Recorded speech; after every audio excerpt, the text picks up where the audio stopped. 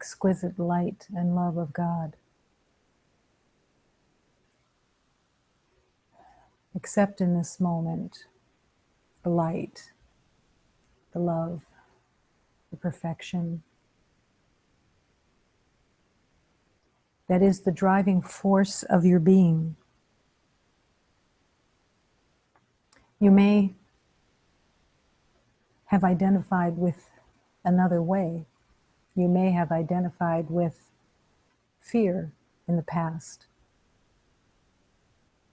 But the truth, and only the truth, is that you are the light and the love that is created by God and lives on this earth plane temporarily as you are here only to remember. What happens in the moment of incarnation is that another script is written for you and with you. The script of fear has 1,000 rules, maybe more, that someone slips into your pocket, and those rules become the journey until there is a sanity that speaks to you. And that sanity says, where's the love? Where's the peace? Where's the harmony?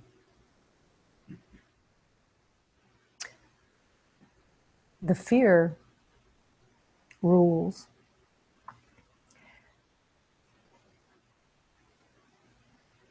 are so tricky that most believe that there is love in the world. All the birthday cards say so. All the Christmas cards say so. All the Easter cards. All the get well soon cards. They all say love on them. But the belief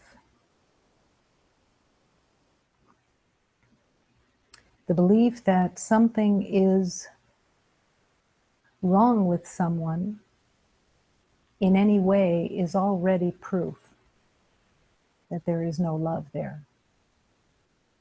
Pity is not love. Worry is not love.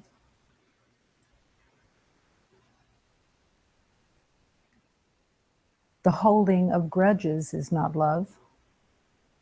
But those are a little easier. And yet, grudges have a caveat. And the caveat is, I'm right. I'm right when I judge. I'm right.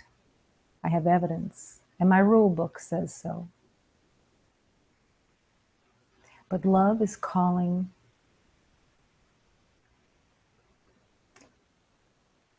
for truth, reality. And the reality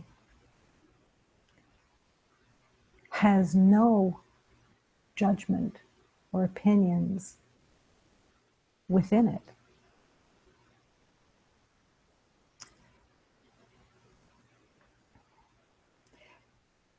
It is a deep learning to accept that only love is reality. And yet, those words don't cover what love really is. And that's really where the journey really begins.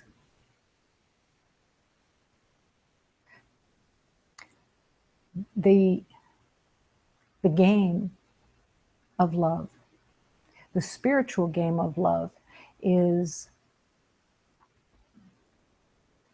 built on the belief that to act with love means love, but it doesn't.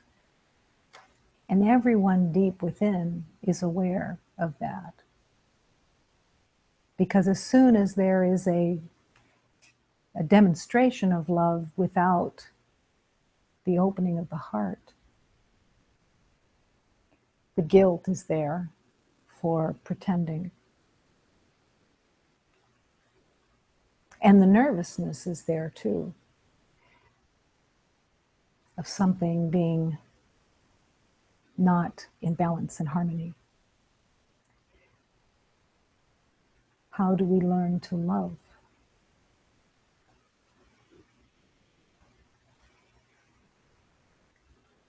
Every teaching has the key. And as the teachings are accepted,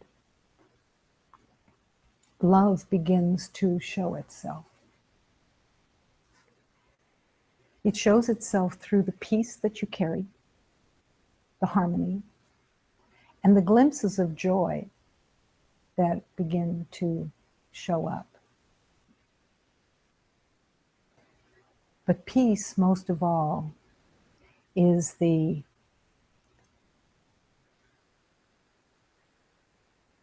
meter of love.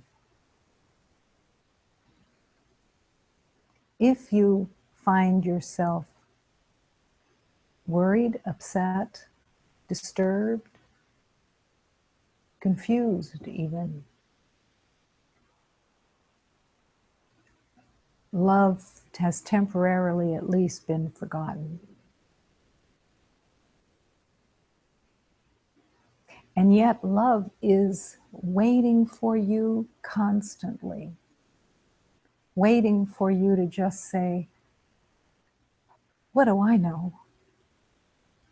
Show me please, how to love.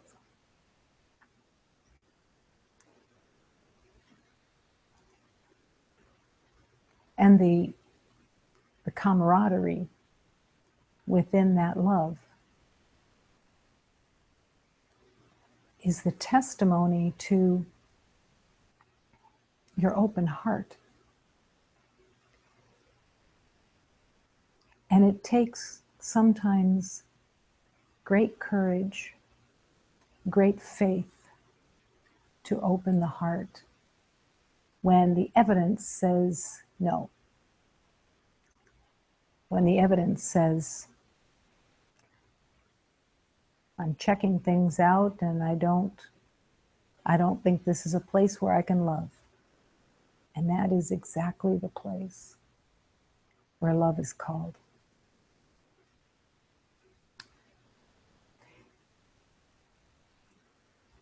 Offering love doesn't include assurances. There are no assurances in love that the love that you offer will be reciprocated or even acknowledged or seen in any way. And yet, the love that you offer under those circumstances speeds up your healing in such a way because you have broken through the lies of the ego that said, don't love, don't open your heart. It's not the right moment. It's not the right situation. No one's agreeing. No one's on board. You're the only one. I must love. And when you have that awareness within you, I must love,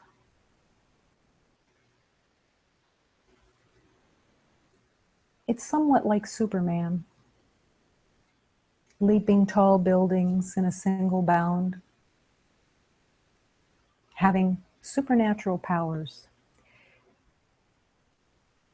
because love heals everything.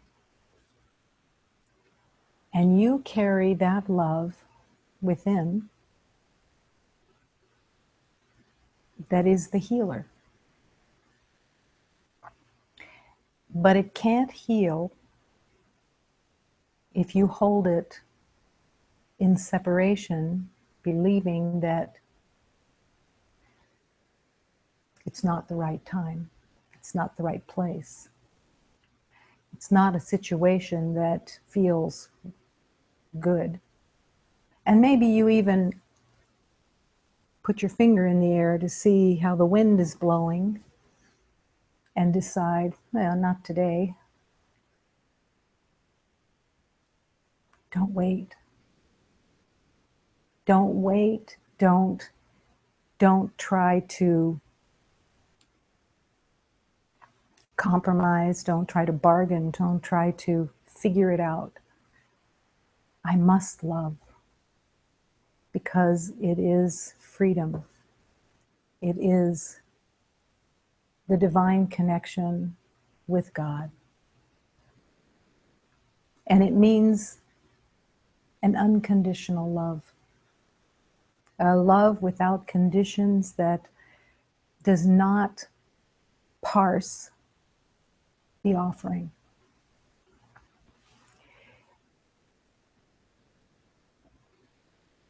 You will be so happy to have made that leap like Superman. And as you make that leap, just like Superman, Superman does not hang around waiting for acknowledgement, does not hang around waiting to see if anybody watched him, saw him offer love, saw him help. And that's what is asked of every beloved: to love with abandon, to love in every circumstance, letting not one element go by when you have that opportunity. It doesn't matter who it is, what it is, how many. I must love. I must love. It's so simple. And yet the complications of the mind say, no, it's not simple. I have rules. I have concerns. I have limitations of what I'm willing to offer.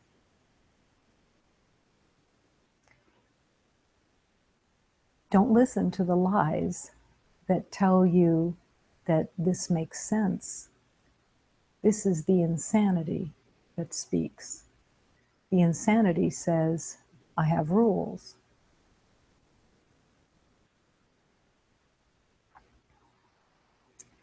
It's to love with abandon, to leap those tall buildings, to bring love to every moment, to everyone. And to allow that love its full capacity becomes the healing of your heart. Because once this heart is out of its cage, you can't put it back. You can't put it back. There's no room anymore to hold it back. The cage has been broken, and it's been broken by your choice, by your yes. I must love. There's a never-ending supply of opportunity. 100, 1,000 every day. How much love can you offer? And the realization that love heals, that you are bringing healing love to humanity. And when you bring that healing love, you're meeting love. Every beloved, every circumstance that you meet and offer love to is love itself. You are priming every beloved with love. You are opening that door for every beloved to no longer be in the belief of such limitation. The love that you carry, the love that you offer is the love of God. It is the love that every divine being is. It is the love that is every miracle. It is the love that transforms and heals everything. And you carry that love. You are that love. It's not to be minimized. It's not to be made in grandiosity. In every way, it's ordinary, and yet it is the healing of everything. Your love. Every time that you think that there is a thought that you want to have that is of limitation or any concern or pity or irritation, whatever it is, don't give your loyalty to it. Don't believe that this is the exception, that this is righteous, because there is no pain, no irritation, no opinion, nothing that has any purpose other than to separate. So let the heart, let your love be the center of every day, be the center of every intention to offer that love. You're never alone in offering love. Never. When you make the intention within to offer love, all of love, all of the beings of love are with you. What does that matter if they're all with you? Because it gives you the courage, and it can give you the power within you to realize, I am the love of God, and I am answering the call that God has asked. This is all that has been asked, is to love without conditions, to love and to throw away all judgments. And it is the power that will heal all of humanity. It's not something you have to develop. The love is already within you. The love is what you are. But it has to be offered.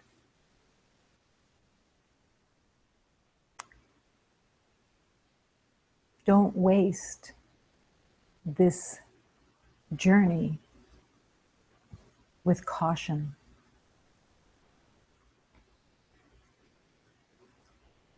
It won't hurt to open your heart and offer love. It's just not familiar, in the same way that offering pain and judgment has been. There's not that much agreement on offering love, but it's at the center of the universe. And it is what you are, completely. Moment to moment, offering love and affirming in this moment that only love is real. Only love is real. This universe is all love. You belong to that love. There is only one presence here. It is the life force of God, and that life force of God is within you, within the heart. And allow that life force to blossom. Within this life force, we live and move and breathe as one, offering love. Allow the life force of love to guide every moment. Is all that there is.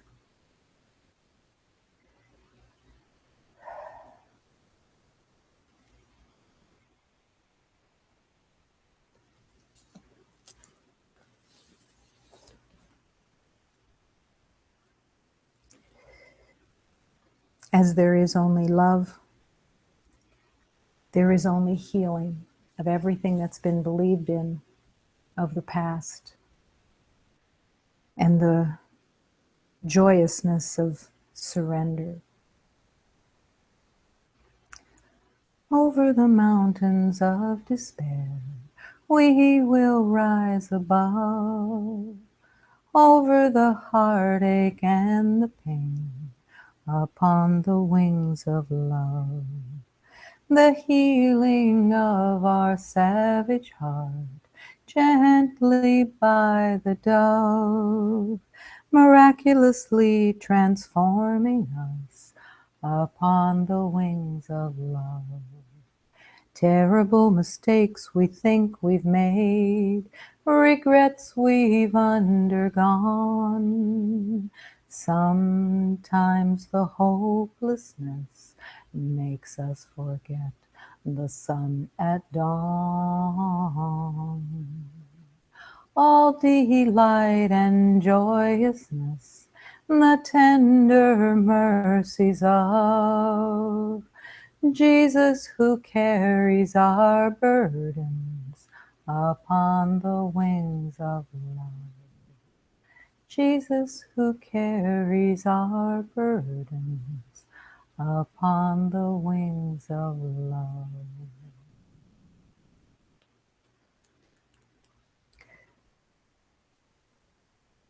On the wings of love, everything is transformed.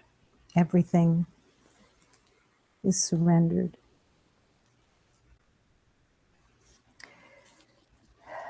I give my mind to God.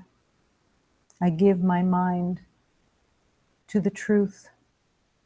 All I want to see, all I want to affirm is the beauty of the sun and the moon and the stars and the forest and the earth and the sea. I am here to remember that the Master has opened the door and affirmed the truth of love.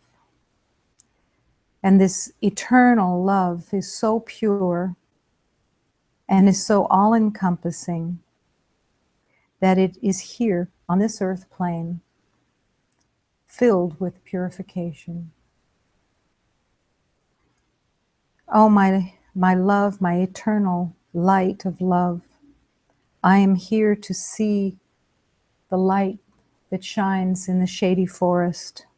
It is a marvelous light that shines here every day and that I carry in my heart with the truth and the love of God. Vou ligar o meu pensamento só onde eu devo ligar. No sol, na lua, nas estrelas, na floresta, na terra, no mar.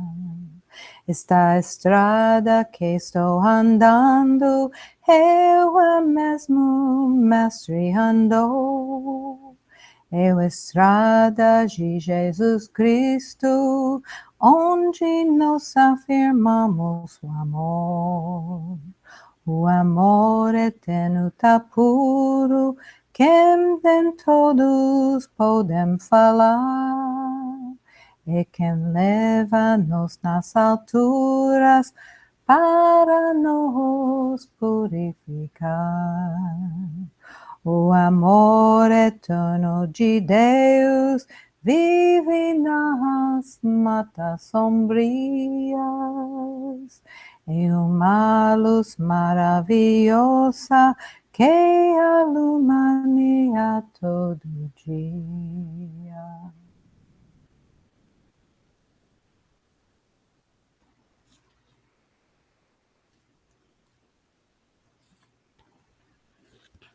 Marvelous light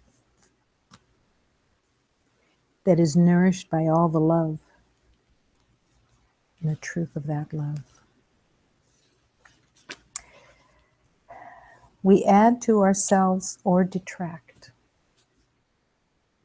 Every time you open your mouth and let a sound out, you alert the prey. And who is not hunting because of some hunger? When you seek, may run in different ways, or people you know may begin to snarl within when they see you coming. We add to ourselves or detract whenever we speak. Our words turn into an entity and a magnetic field someone has to reckon with. I have found it best to be on good terms with as much as one can, controlling the notes from the flute, from the body that can rise. Yes, we add to ourselves or detract in some ways with each movement. I have increased my worth so much, a treasury I have become that I hope you loot.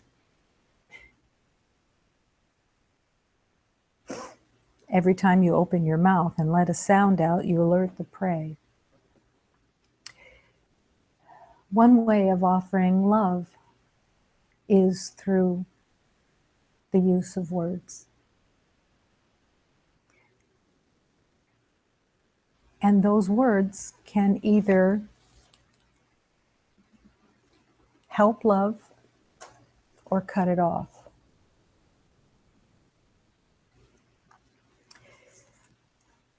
It's a choice that every beloved has to make all the time. What the identity would like, truthfully, if anyone took a poll, took a vote, what the identity would like is for the words not to mean anything, and that somehow, by magic, it would just come out in helpfulness without making a choice. But because we have free will, we have the means to either love or to be in fear.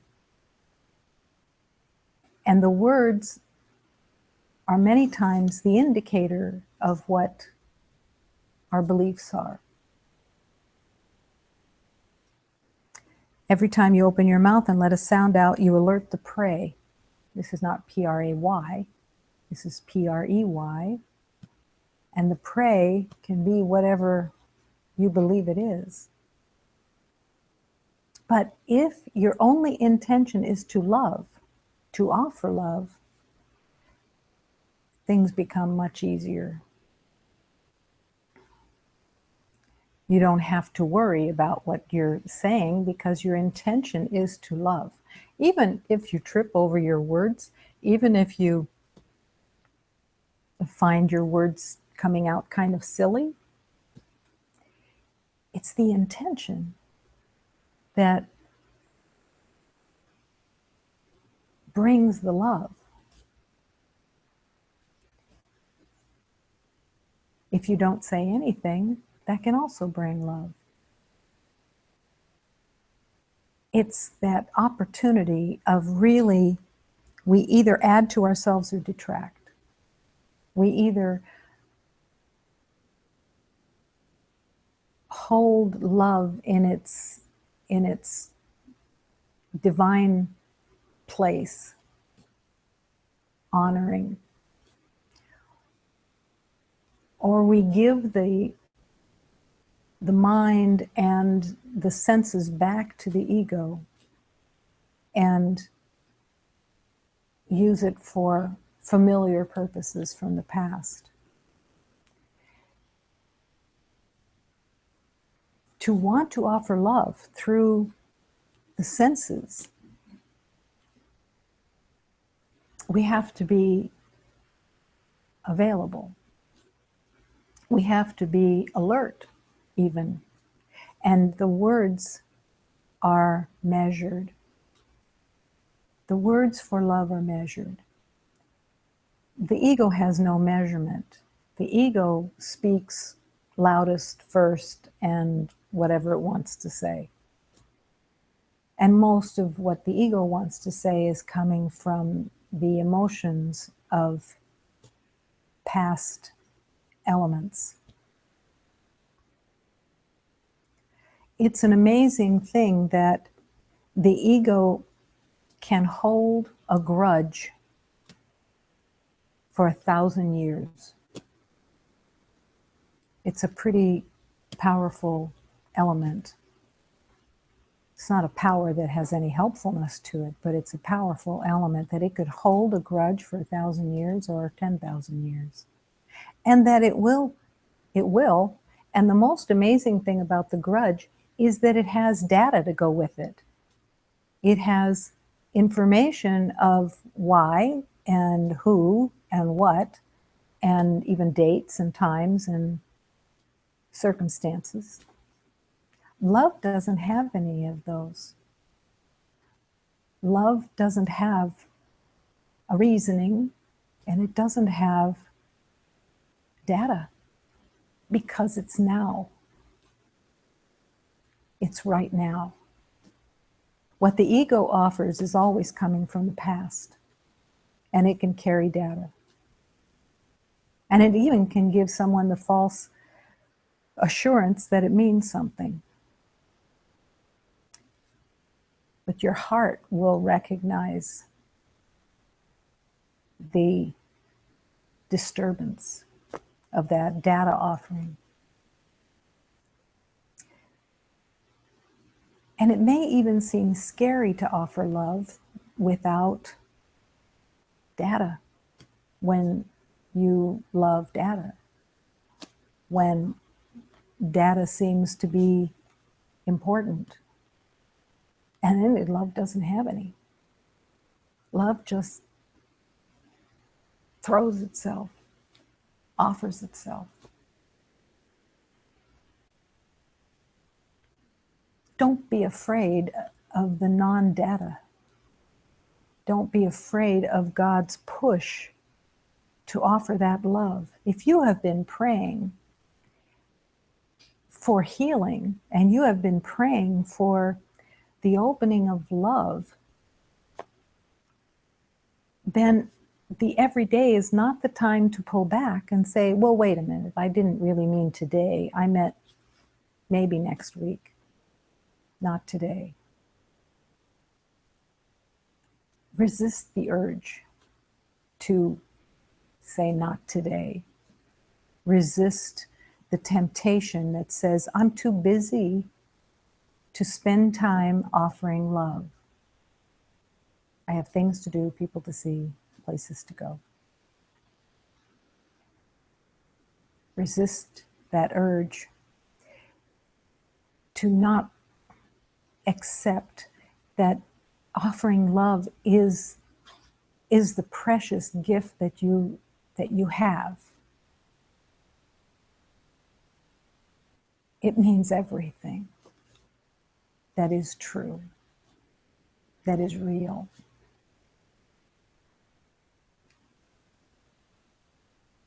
And it is your your journey back to love by offering love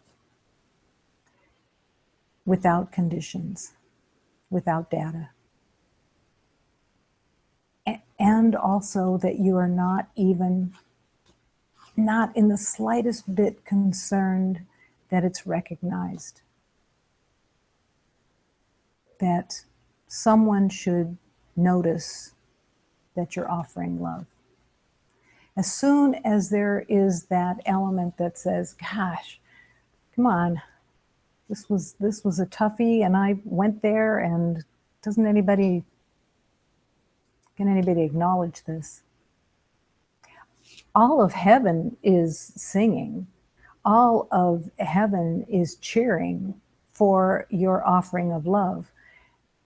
You can't hear it, but all of heaven is cheering. And rest in that. Rest in the acceptance that all of heaven is cheering for your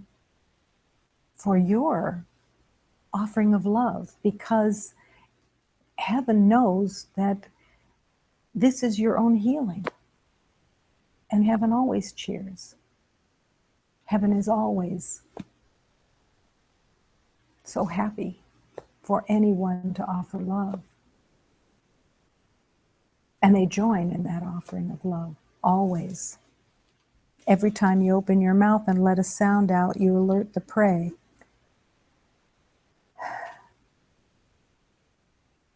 We add to ourselves or detract whenever we speak. Our words turn into an entity. An entity that is either the words of love and a being that carries those words of love and connects with you, or it's an entity of pain and suffering that you carry around because it's a weight of fear and pain. Those are the two choices. Why not choose the happiness? Why not choose peace and harmony? And expand your heart into the lives of every beloved that you touch.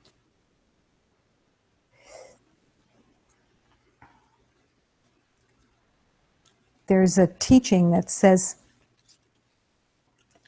nothing that you do or think or wish or make can establish your worth. Nothing.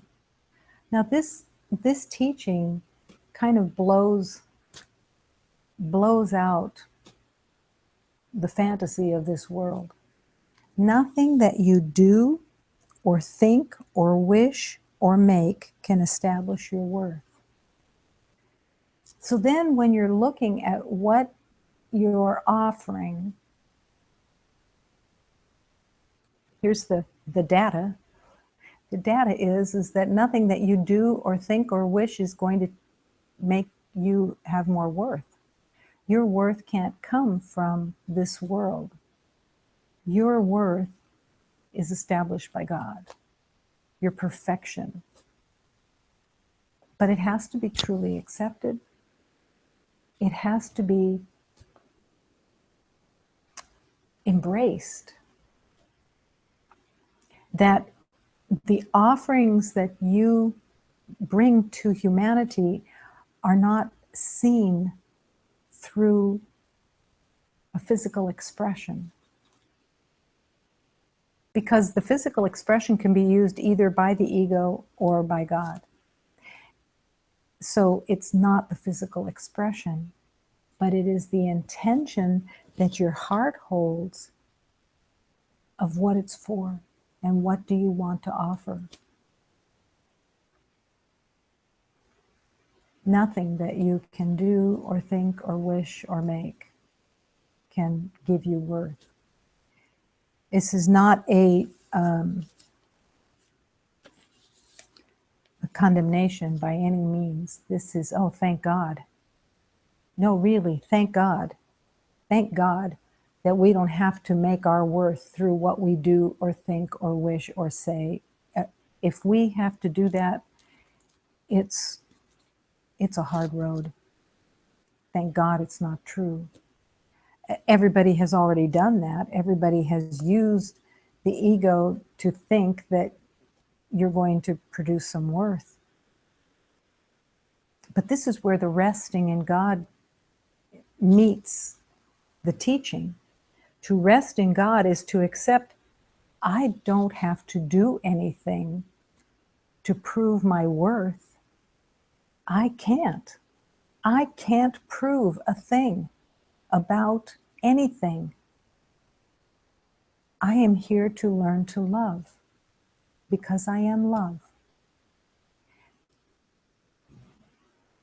And that's everything. It's everything that you are. Now, what the belief in the world says is I have to work really hard at keeping everything going.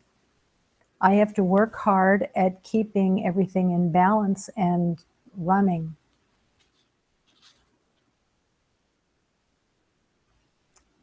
You're not really keeping anything in balance or running because there is nothing to keep in balance and in running. When you show up with love and put everything into the hands of God, everything that you thought you had to do and everything you thought you had to keep juggling, put it into the hands of God and rest within your mind and your heart. And then just move with the energy of God peacefully. There's no tiredness there. There's no weariness, because weariness comes from the mind that believes it has to do so much. And everyone at some point learns, oh, nothing that I did made any difference. That's not a condemnation. It's just a realization that God's power and movement doesn't have anything to do with our movement unless we are just in surrender and moving through spirit easily.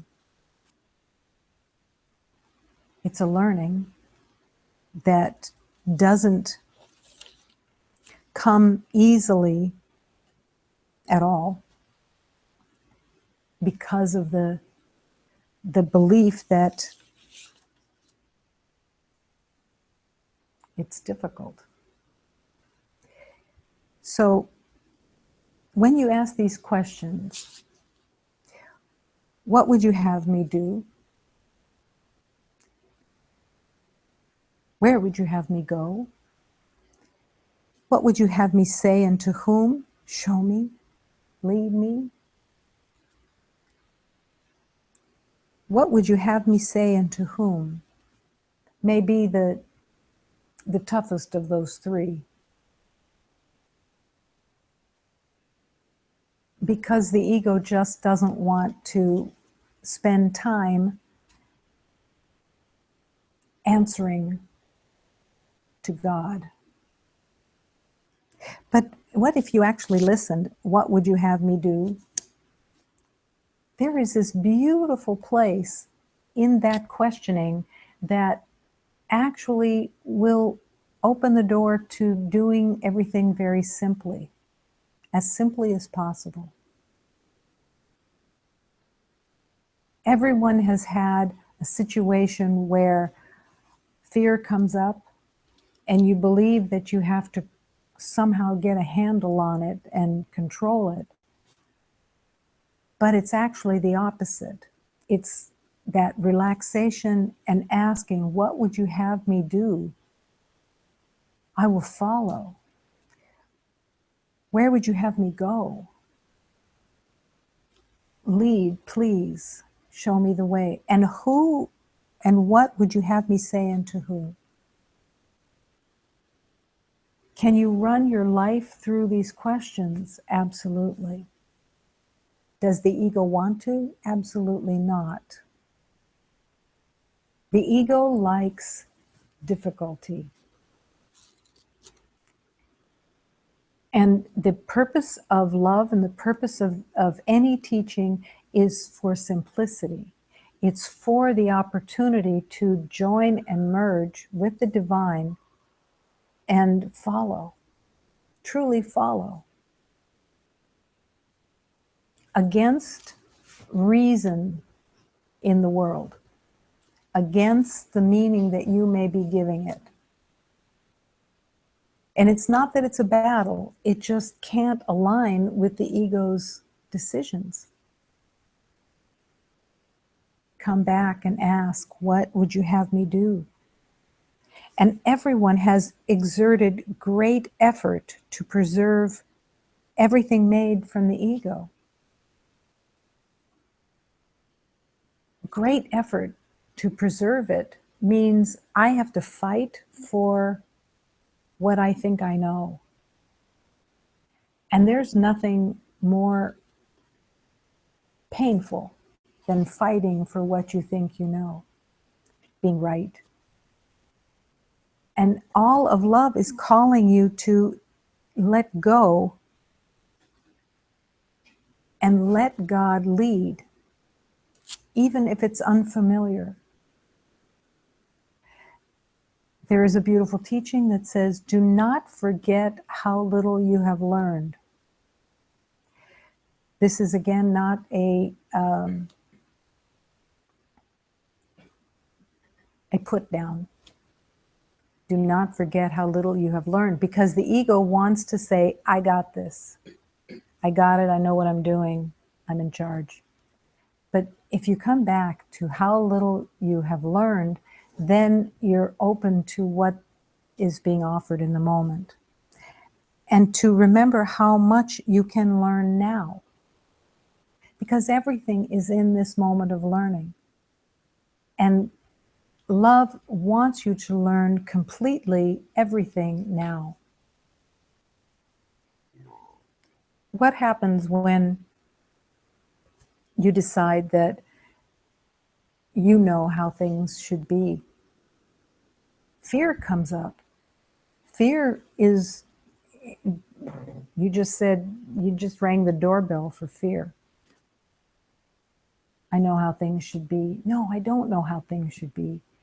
And I don't know how to look at anything, and I don't know what it's for, and I don't know where God wants me, and I don't know what to say or what to do. How could I know? How could I know? It would be, do I have a crystal ball? If I'm looking in this crystal ball, do I think I know? I don't know anything. I can't know anything. I haven't been in this moment before.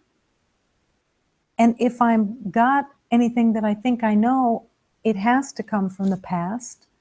Where else would it come from? It's not dropping out of the sky. I'm not asking for God's help. I'm asking to know. And if I think I know, it has to come from the past. And then it will be exactly like the past. It will be the same circle of what I think I know, and I will re-experience it, which wasn't what I intended. But I'm not quite making the connection that if I ask God for direction, where would you have me be? What would you have me say? Where would you have me go? I'm saying I couldn't know that in any way. I need guidance. I need guidance because I don't know. This is what led to healing. I don't know. Was I the only one saying I don't know? I don't know. I don't know who else was saying I don't know, but I was aware that I had to say I don't know because I didn't know. It would have been impossible for me to know. And so, is it possible for anybody to know what you think you know, except that it's coming from the past? That's the insanity of it. And that's the faith that it takes to say, I don't know, And I'm willing to have God lead. I'm willing to listen and be led to what's most helpful. This place of not knowing is actually where peace is. It doesn't seem like it because there's such a battle not to go there, not to be in that place. But it's actually where peace is. It's where harmony is. It's where honesty is. It's where gentleness is, because it's truly where you can be in the hands of God, being shown what's most helpful, moment to moment.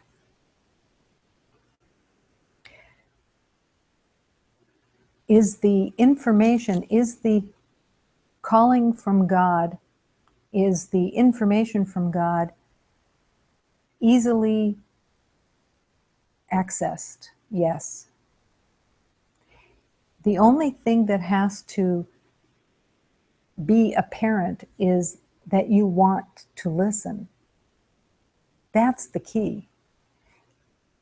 So it's the questioning within, do I really want to listen? Or am I just saying that because I want somehow a rescue or a magic or something? No, I really want to be guided by love. I don't want to do the same thing that I've always done, which is to rely on the past. I don't want to be in the past. I want to be here. I want to be with love. I want to listen. And I want to offer love. This is not a small request. This is saying to the universe, I am here and I want to remember. And the power of love answers. It answers constantly. But the answer is heard and received in the quiet. So every time you open your mouth and let a sound out, you alert the prey, is saying, as soon as I'm talking without the intention of offering love, I'm saying to the ego, you've got my vote, I'm yours. And it isn't what you want. But it's recognizing the cues of what the ego picks up on. The ego picks up on intention. If your intention is, I just want to know and do things as I've always done them, the ego's very happy. But when you want to offer love and you don't know where you should be or what you should do or how to get there or anything, the blessings start pouring in because it's the easy road, truly the easy road. And it has to be surrendered to.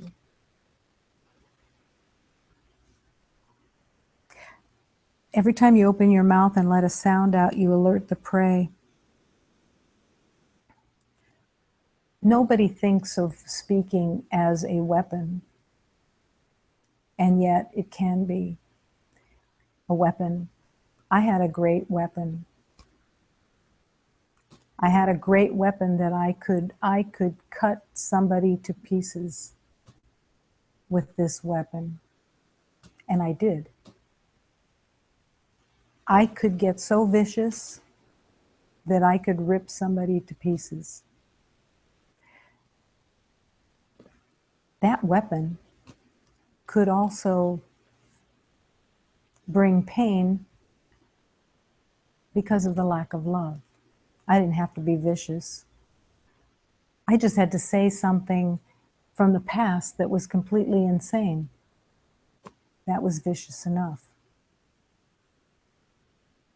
So when the opportunity came to realize that I could offer love and that I could bring love through the senses, that I could make that choice and no longer use the senses for personal gain or personal connection, that was when love began to express itself. Not easily. It was like a bumbling child that kept falling. But redirecting and with the intention, I'm here to love. I must love. And I must forgive myself for all of the hate that came out of the same mouth, that came out of the same intention of hurt and pain, the viciousness. The viciousness that I could have excused. I did excuse it. I had every right to be vicious. I had every right to pay back. The world was a dangerous place that had no redeeming value. That was a lie. And I had to accept that it was a lie, and I had to forgive every word that I said or every thought that I had that was not loving. And embrace every beloved that I had ever held as less than the light of God, less than any element of God. I had to forgive. I wanted to forgive. I wanted that truth of freedom that is everyone's birthright. But I had to bring honesty to it. I must love, and I must forgive myself for all the viciousness that I had carried. None of it was real, none of it was true, none of it was helpful, none of it was authentic. It was insane. And every beloved is called to surrender the insanity. Because when you're not in touch with the love that you are, there is insanity. But it's right here. The love that you are is here now. The satsang the other day was, don't be shy. Knock on the door, pound on the door, say, yes, I want to come in. I want to express that love. I want, show me, teach me, take me so that I can learn to love and be that love that God made, that I don't deny it anymore. That's the pounding on the door. That's the yes. That's the I must love. Teach me. Show me. I will follow because there is no other way. I will follow. And you will be led. There's no question. You will be led. You have it now. It's just touching into it and meeting it. Lead me, show me, teach me. And when the Spirit of Love teaches and removes and releases from the viciousness your heart, what you will realize is that there is nothing greater than an ancient hatred that has been made into a present love. Nothing greater than every single element of hatred that you have held in the past can now become a present love. Nothing greater. And that is the power of the love that you carry.